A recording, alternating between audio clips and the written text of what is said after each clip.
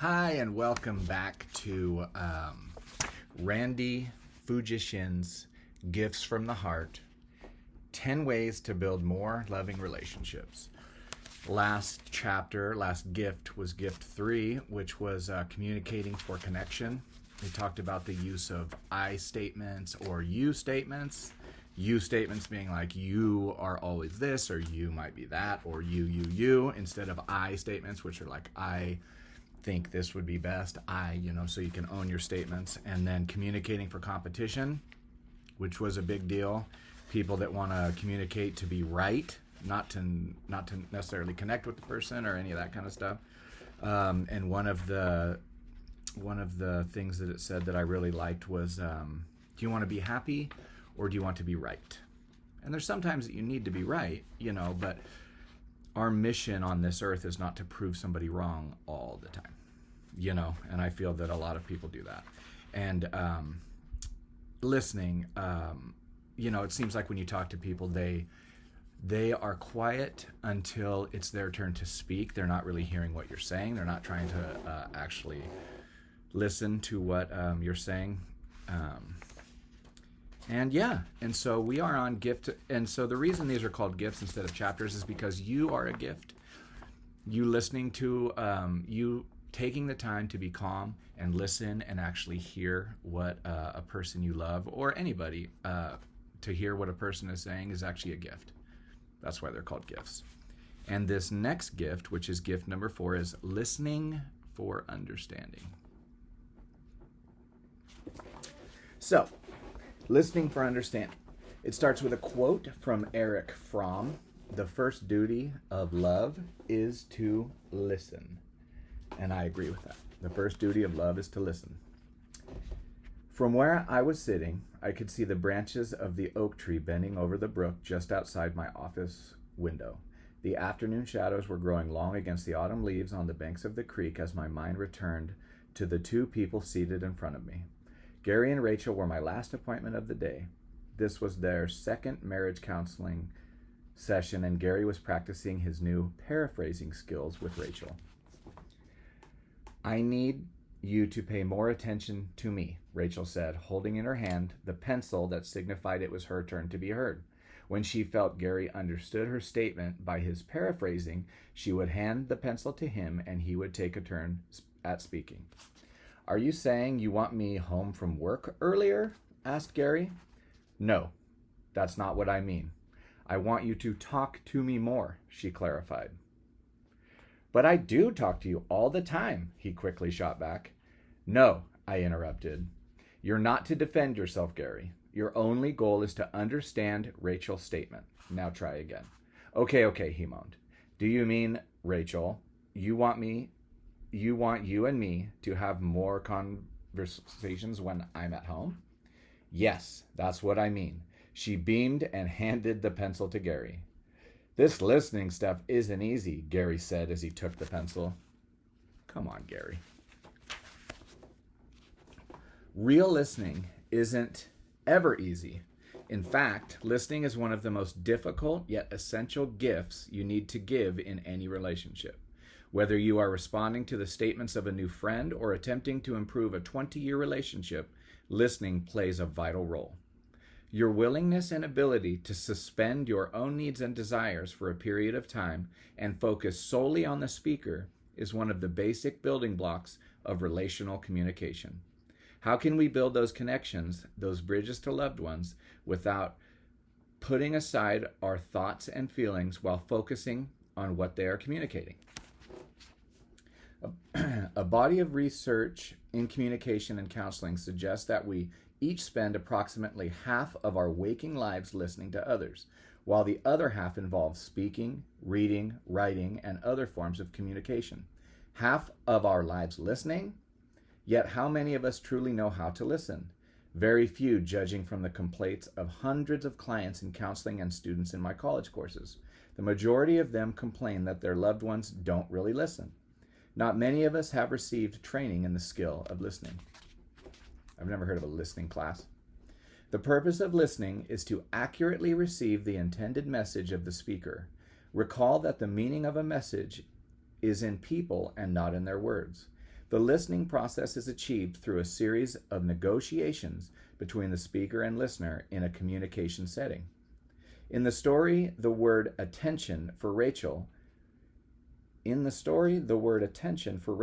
her wish for more interaction with Gary. In her mind's eye, she was envisioning more conversations with her husband. For Gary, the word attention meant increased time spent at home with his wife. In his mind's eye, he saw himself having to come home earlier and not spending as much time with his buddies after work. Yeah. Buddies after work. But as Gary tried to really see what his wife was seeing by paraphrasing or reflecting the content of her words, he was able to get a more accurate picture of what she intended. They had negotiated for meaning. Their efforts back and forth to clarify and reflect the content of Rachel's message proved successful. Gary demonstrated that he had indeed understood what she was saying. He had given his wife the gift of listening for understanding. Poor listening styles. Like teenagers. Much of what passes for listening in relationships is not really listening at all, but rather behaviors that prevent true communication. Many of our behaviors give the impression that we are listening when in fact we are daydreaming, arranging rebuttals, or changing the subject to accommodate our interests. Here are 4 styles of listening to avoid when a loved one talks with you: refusing to listen, pretending to listen, listening selectively, and listening to evaluate. Refusing to listen. The most obvious listening style that prevents understanding is no listening at all. When you refuse to listen to someone else's statements. This is not necessarily a bad or inappropriate communication strategy, especially when you are communicating with your conscious decision to end a relationship, terminate a discussion, or protect yourself from insult or injury. But remember that your refusal to listen can hurt the relationship. Here are some examples of refusing to listen. Simply walking away when someone begins speaking. I don't want to talk about this issue anymore. No, I don't want to hear what you have to say. Or shut up. In my house, we try not to ever say shut up. It doesn't work that good, but we really do try to enforce it. Next is pretending to listen. The second style of listening that prevents understanding is pretending to listen. In this style, the listener demonstrates many of the nonverbal behaviors of true listening: open posture, eye contact, nodding, and appropriate facial expressions, but makes no attempt to receive and process the content of the speaker's message. Here are some examples of this listening style. Yes, dear. Yeah, I heard you already. Okay, I got the message. Whatever. Listening selectively. In the third style of listening that prevents understanding, the listener attends and responds to only those subjects of personal interest. In other words, the listener listens selectively, not to the entire message. We've all endured the individual who listens to us just long enough to bring up a topic he is interested in and then dominates the conversation. Here are some examples of selective listening. Yeah, I'm glad you brought that up because I had that happen to me. Well, now you're talking about something I'm interested in. That reminds me of a time when yeah, but what happened to me was... Next is listening to evaluate. Listening to evaluate is the most common listening style we use. Listening to evaluate focuses on judging the correctness, rightness, or worth of the speaker's statements, rather than hearing and trying to understand the speaker's opinions, feelings, and frame of reference. The listener is concerned about judging the message from his or her own point of view. It doesn't matter whether the listener's evaluation is negative or positive. The purpose of listening is to judge the speaker. Whether the listener's response is, "That's a wonderful point, I agree wholeheartedly with it," or "That's the most ridiculous opinion I've ever heard." The deeper message is, "I am the judge of your comments." Listening for the purpose of judging does not encourage or provide a basis of understanding. Here are some examples of listening to evaluate. No, I disagree. That's a good point. You're wrong. How can you say that? There are some occasions when using one of these 4 styles of listening will be appropriate, but when your primary purpose for listening is to connect with a loved one, then you should avoid these 4 styles. How then should you listen? The best way to listen for understanding in relationships is by active listening. Active listening for understanding. Traditionally, listening has been viewed as a passive activity. The speaker talks, listener hears. The speaker is active and verbal, whereas the listener is passive and quiet. When the speaker finishes talking, the assumption is that the message has been accurately received by the listener with no observable effort or participation on the listener's part. What could be simpler? The speaker talks and the listener listens, but listening demands the active participation of the listener. We use active listening to make sure that the message the listener receives is the message the speaker intended.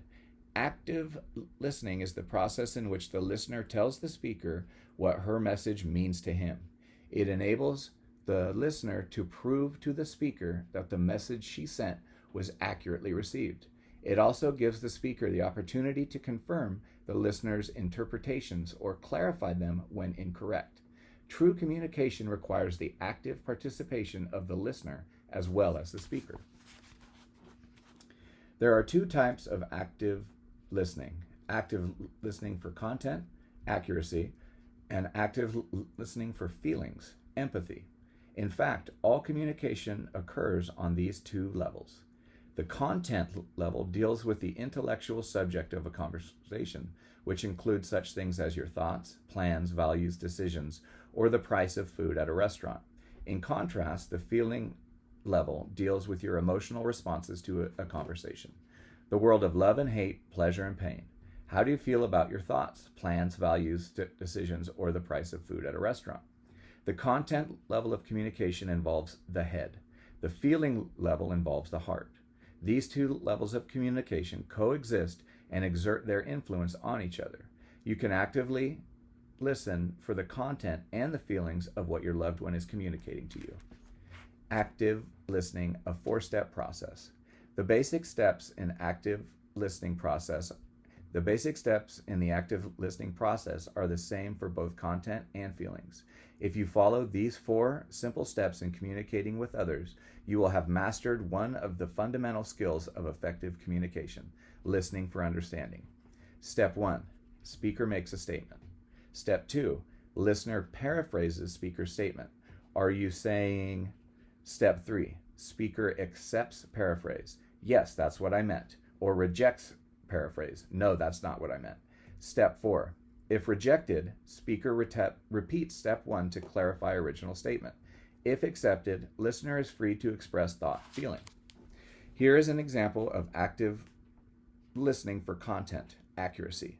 Rachel, I need you to pay more attention to me. Gary, are you saying you want us to have more conversations? Rachel, that's exactly what I mean. Here is an example of active listening for feeling or empathy. Tim, I don't think I'll have a job after the next layoffs at work. Jillian, are you feeling worried about being fired? Tim, yeah, I don't know what I'll do if I lose my job. Jillian, you're feeling lost if you had to look for work? Tim, you got it. I just wouldn't know where to begin. Did you notice how in both examples the listeners actively reflected what they thought they had heard from the speaker by saying, are you saying, or are you feeling? An easy way to remember the essence of active listening is to think of yourself as a mirror reflecting the content or feeling of the message back to the speaker. In the next 2 dialogues, the first paraphrase is incorrect. The listener and the speakers negotiate for understanding using steps 3 and 4 of the active listening process. Dad, I want us to be closer this year. Joey, are you saying I have to visit home more often? Dad, no, I'd enjoy talking with you more about your future and stuff. Joey, you mean you want to know how I'm feeling about life? Dad, I'd love that. We don't seem to talk like we used to since you moved into your own apartment. Joey, that would be fun for me too, Dad. Sonia, I want to sign up for more courses next semester, even though my grades aren't too high this semester. Roy, are you feeling hopeful about getting better grades next semester? Sonia, no, the grades aren't important to me. I just like going to college. Roy, so you're feeling excited about just attending college? Sonia, yes, I really like to learn new things. I feel like I have all sorts of opportunities available. Did you notice how the listeners and the speakers had to repeat the process one more time to get the message or feeling communicated accurately? This simple technique of actively reflecting the content of the message back to the speaker is effective in assuring the accurate reception of the thought or idea sent by the speaker. Active listening for content. Here are 3 variations of the active listening process for testing the accuracy of the content sent by the speaker. You questions, active listening questions, and active listening statements. You questions. The most basic form of active listening is mirroring back to the speaker the content of the message with a question beginning with the word you. Here are some examples of you questions. Jerry, my babysitter is sick and I'm stuck again. Araya, you don't know who's going to watch your children? Jerry, yeah. Ned, I think I need to look again at the cost of graduate school. Elena, so you think tuition and books might be too expensive for us? Ned, yes, but also I don't know if I want to devote all that time to study. Active listening questions. The second type of active listening involves asking the speaker if what you heard is correct by beginning your interpretation of the speaker's statement with such statements as, do you mean, are you saying, and do I understand you to say? Here are some examples of active listening questions. Ted, being in a serious relationship is more work than I thought. Polly, are you saying it demands a lot of your time? Ted, no, my partner just wants to talk and I'm not a talker. Juan, my kids have changed since I've left. Jill, do you mean they're different since you and Mia separated? Juan, yeah, they don't talk or pay attention to me. Active listening statements. The third way you can reflect the content of the speaker's message is by using statements that introduce your interpretation. I hear you saying, what you're saying is, I understand you to mean, and it sounds like you. Here are some examples of active listening statements. It sounds like you want to quit your job. I hear you saying that you wish we'd spent more money on vacations. What you're saying is you don't want to see my folks this weekend.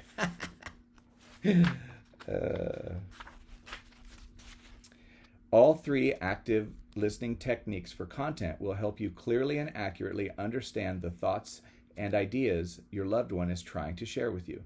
These techniques will enable you to make certain that the pictures you construct in your mind's eye are the same as the ones your loved one is attempting to communicate. Active listening for feelings. You can use active listening to check your understanding of your loved one's feelings. Many misunderstandings, arguments, and conflicts at the content level in a relationship are due to feeling level issues. Oftentimes, people need to share and vent emotions before they can begin to solve problems or resolve conflict. If you can listen for feelings, especially during conflict or emotionally charged discussions, you can encourage their expression and exploration. The communication of feelings is essential in understanding your loved ones. The following are 5 ways you can listen for feelings when communicating with your loved ones.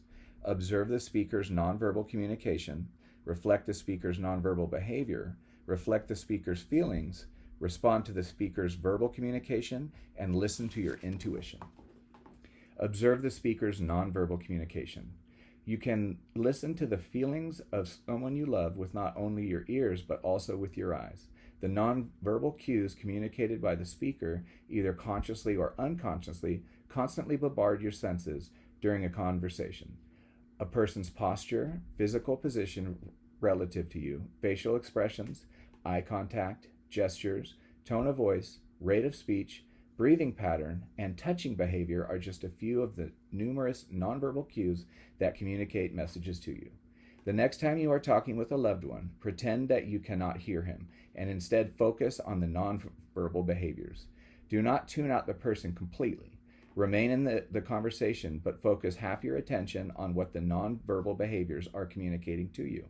Anything you observe during the discussion is communicating that person's feelings and emotions. By paying more attention to the nonverbal communication of others, you will be more effective in describing their behaviors and reflecting their feelings. Give the gift of listening for feelings with your eyes. Reflect the speaker's nonverbal behavior.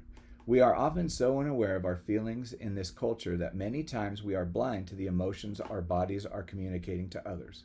I think we are all guilty of this more than we'd like to care to admit. You can listen to the feelings of loved ones by making them consciously aware of their unconscious nonverbal messages.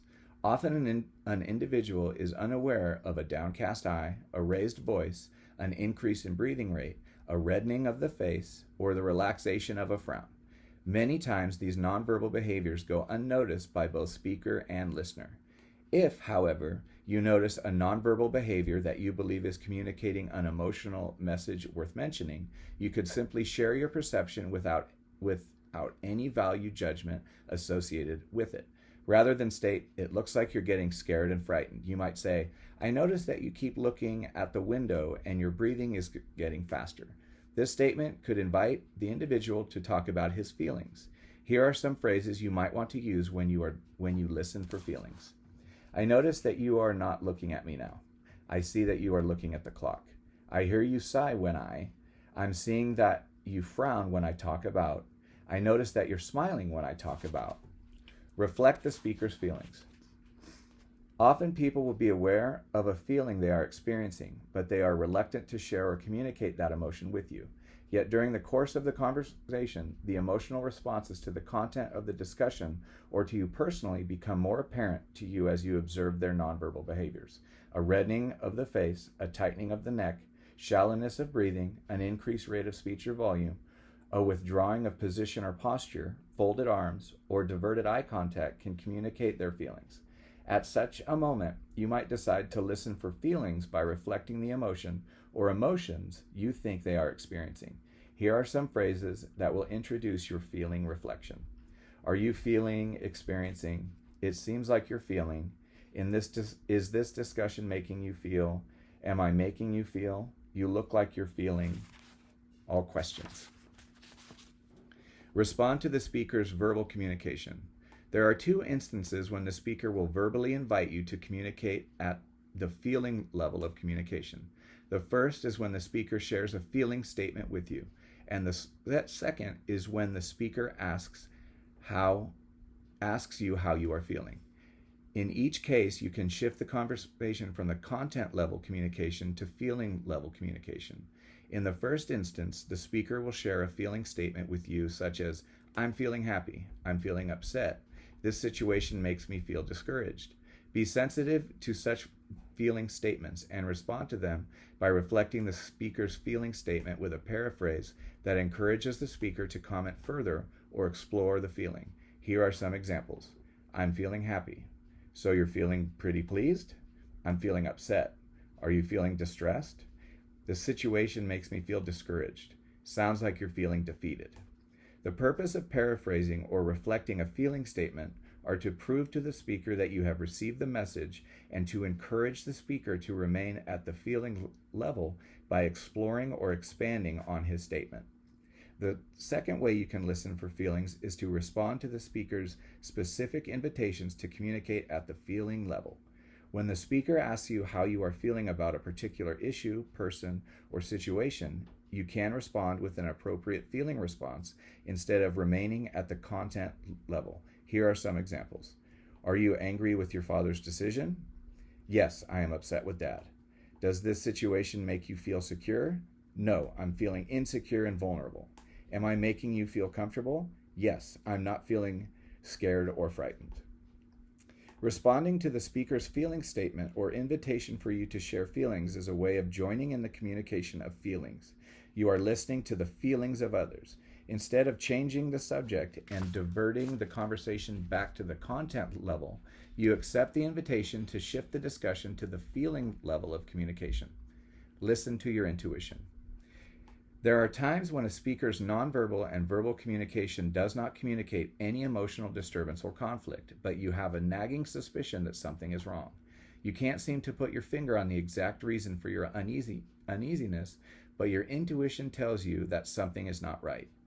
If this feeling continues, you might want to listen to your intuition and share your hunch with your loved one. Often, our unconscious mind is sensitive to and aware of emotional messages that radiate from the speaker, which could be different from his or her verbal and nonverbal communication.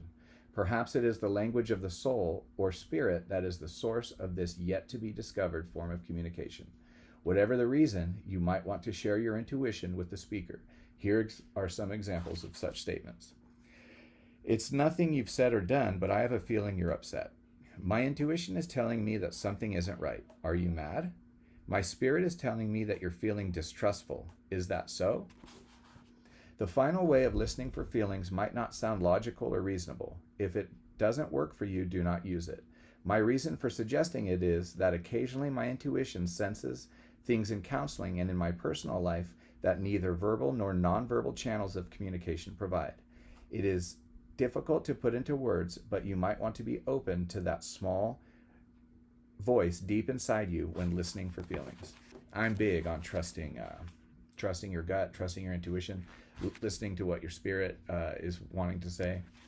There's been times with my wife where we'll be talking to someone and she'll say, like, I'm getting a really weird vibe or really weird feeling, like maybe we should get out of here. And I do not discount that. We get out of there or whatever. Feeling language. Without a vocabulary for this feeling level of communication, discussion is rather limited and difficult. In my relationship classes, I have all my students take an informal feeling vocabulary test to demonstrate our limited language of emotions.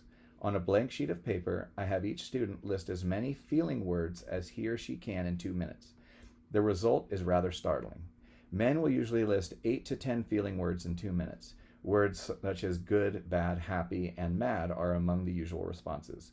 Women, on the other hand, will list between 20 and 30 words during the same time period. These results show that women have conscious command of at least twice as many feeling words as men. I believe it. The implications of these results are compelling, especially in the light of the Ch.4 hypothesis, which suggests that our language not only reports reality, but also acts to structure our perceptions of reality. In other words, language can act like windows that allow us to see the world outside. If we have 1 or 2 windows, our view of reality or of the outside world is small. On the other hand, if we have 100 windows, our view of reality is much more expansive and inclusive. The more words, the more reality experienced. People with a limited feeling vocabulary usually experience a limited emotional world. An extreme example is someone who possesses only 2 feeling words in his vocabulary, good and bad. His description of all his emotional life experiences would be confined to good or bad. The death of his friend and stubbing his toe would both be described as events that made him feel bad, whereas love for his child and his enjoyment in eating candy would both be described as good. What a life. Whether or not the Ch.4 hypothesis is true, I believe that everyone should have an array of feeling words at their command. Not only can we enlarge the number of ways to describe our emotional experience, but more importantly, we might also expand our awareness of what there is to experience at the feeling level. The following list will help you increase your feeling vocabulary. There's a lot of words here, so I guess I'll just read them off real quick.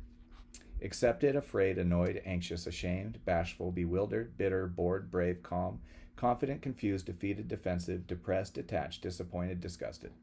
Edgy, elated, embarrassed, enthusiastic, ecstatic, excited, fearful, foolish, free, frustrated, furious, glum, guilty, happy, helpless, high, hopeful, hostile, humiliated, intense, intimidated, irritable, jazzed, joyful, lonely, moving, mean, miserable, needed, neglected, nervous, peaceful, pessimistic, playful, pleased, pressured, protective, puzzled, restless, sad, sensual, sentimental, shaky, shy, silly, strong, subdued, tender, tense, terrified, tired, trapped, ugly, uneasy, uptight, vulnerable, and warm.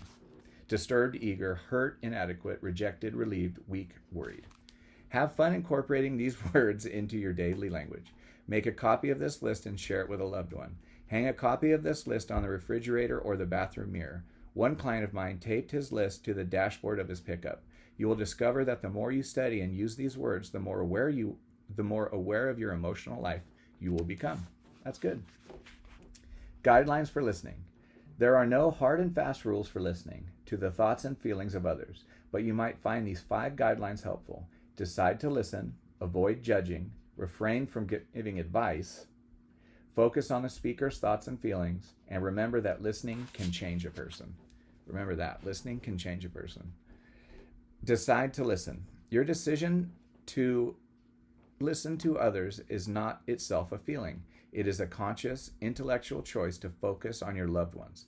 You may not feel good about what is said, but it is your conscious decision to be open to the thoughts and feelings of another so that a deeper relationship can be established and maintained. Avoid judging. That's a hard one. After you have decided to give the gift of listening for understanding, refrain from judging the speaker's thoughts and feelings. Remember, this is your gift to the speaker. You are the listener who is attempting to understand and emphasize with the speaker's feelings, not yours. The gift is not about you. This is not about how you feel. This is not about how you are feeling and what you are thinking. It is about the other person. No matter what the speaker shares, your duty is to demonstrate understanding. Listen in the conversation. You might want to share your thoughts and feelings, but not now. Now is the time to simply give the gift of listening for feelings. Refrain from giving advice. This is a hard one. Also refrain from giving advice to any other form of guiding or directing. Also refrain from giving advice or any other form of guiding or directing. Even though you believe your advice would be helpful, do not give advice during this phase of the conversation. This is your time to give the gift of listening, not talking. You can give your advice later. For now, your job, your gift, is to listen to the speaker's thoughts and feelings. It's good stuff. Focus on the speaker's thoughts and feelings. Whether this process takes 1 minute, 15 minutes, or an hour, put aside your own responses for a period of time and listen to the speaker's thoughts and feelings. Detach from your ego, your desire to defend, evaluate, advise, fix, solve, or attack, and focus on the speaker. Like a counselor, your duty is to listen to the speaker. Remember that listening can change a person. Keep in mind that your gift of listening can change your loved one. Just the fact that you remain silent for a time and focus your attention on your loved one, not your own wants and needs, can be enough to change how she thinks and feels. Your loved one will feel important, valued, and attended to by your simple gift of listening, and this will affect how she sees and feels about you. Many a relationship has been greatly improved by listening. Listening for understanding may be one of the most precious gifts you can give. It can bring understanding, appreciation, and healing to any relationship. This gift begins with your decision to remain silent and listen to the thoughts and feelings of your loved one. How else will you ever know their true thoughts and feelings? Give the gift of listening for understanding. And then the activities you can do. 4.1 is personal exploration, watching silent television. To increase your awareness and sensitivity of nonverbal communication behaviors, watch a half-hour television sitcom without sound. Mute the volume and observe the nonverbal behaviors of the actors. Can you figure out the main storylines by simply watching the nonverbal behaviors without sound? Were you more aware of the actors' movement and behaviors than you usually are when you can hear the voices and listen to the background sounds and music? Try to use this new awareness and sensitivity the next time you talk with a loved one. What was this experience like for you? And exercise 4.2, practice giving, the pencil technique.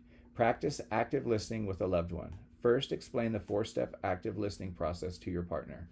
Then, your partner, holding a pencil to signify that he or she is the speaker, makes a statement about something he or she needs from you. Paraphrase your partner's message. When your partner is satisfied with your paraphrase, then you take the pencil and make a statement about something you need from your partner. Finally, your partner paraphrases your message to your satisfaction. How did you and your partner do with active listening? And then exercise 4.3 is practice giving, active listening for feelings. In your next conversation with a loved one, be aware of any nonverbal behaviors or verbal comments that suggest a desire to communicate at the feeling level. Decide to listen for feelings. Use active listening for feelings and attempt to communicate at the feeling level with your loved one. Try to keep the conversation at the feeling level for 2 or 3 minutes. How did it feel to listen for feelings? Did you notice any differences in your communication? And that's the end of gift 4. Pretty powerful stuff, huh? I know that it feels good when you're hanging out with whoever and they just hear you. You're talking and they just hear you. They don't judge, they don't evaluate, give you advice. They just hear what you have to say. Thank you for being here for this chapter. Think long and hard about this stuff because it could change you and whoever you love. See you next time.